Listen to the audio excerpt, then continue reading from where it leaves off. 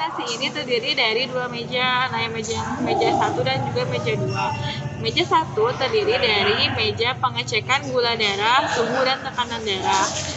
Nah, dan juga di situ kita ada penimbangan berat badan, dan juga di sini kita ada form yang harus diisi dari meja pertama, ada dari identitas, kemudian nanti suhu dan juga tekanan darah. Nah, selanjutnya pasien diarahkan ke meja screening. Di meja screening itu yang bertugas adalah dokter, dan nanti diisi oleh dokter riwayat penyakit pasien. Jika menurut dokter dari riwayat penyakit dan juga dari pemeriksaan yang sudah dilakukan seperti tekanan darah, gula darah, kemudian juga dari suhunya bagus, maka diperbolehkan untuk dilanjutkannya vaksinasi. Nah, jika tidak boleh, maka pasien atau tidak layak vaksin, maka akan ditunda sampai kondisi pasien memungkinkan untuk divaksinasi. Nah, setelah layak vaksin, maka pasien akan diarahkan ke meja pendaftaran dan juga nanti akan diarahkan ke meja vaksinasi. Nah, di meja vaksinasi akan diberikan kartu vaksinasi seperti ini. Nah, lalu akan disuntikan vaksin di tangan sebelah kiri. Dosisnya itu tergantung dari jenis vaksinnya. Untuk yang sekarang kita sedang gunakan adalah vaksin Sinovac ya, atau yang nama vaksinnya vaksin Coronavac sebanyak 0,5 mili ya. Jarumnya juga sebesar 1 cc ya, jadi sedikit sekali yang dimasukkan ke dalam tubuhnya.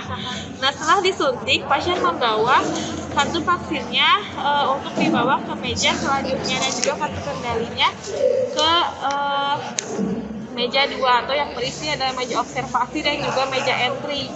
Nah, di meja observasi, pasien yang sudah disuntik akan dilakukan pemantauan selama 15 menit.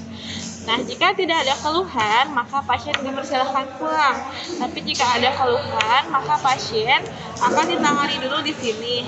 Nah, jika di rumah pasien mengalami keluhan, maka pasien bisa menghubungi ada nomor dokter yang bertanggung jawab di vaksin ini ya, bisa dihubungi di sini.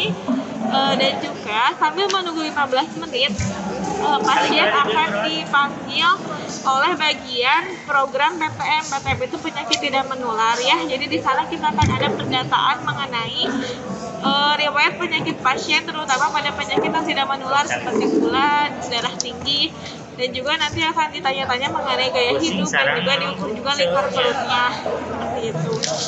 Nah, selanjutnya jika pasien sudah aman, tidak ada keluhan, bisa diperbolehkan pulang dan datang lagi ke tempat vaksinasi 28 hari setelah vaksin dosis pertama itu. Alhamdulillah saya sudah divaksin yang tahap pertama dan tidak ada efek samping apapun yang negatif.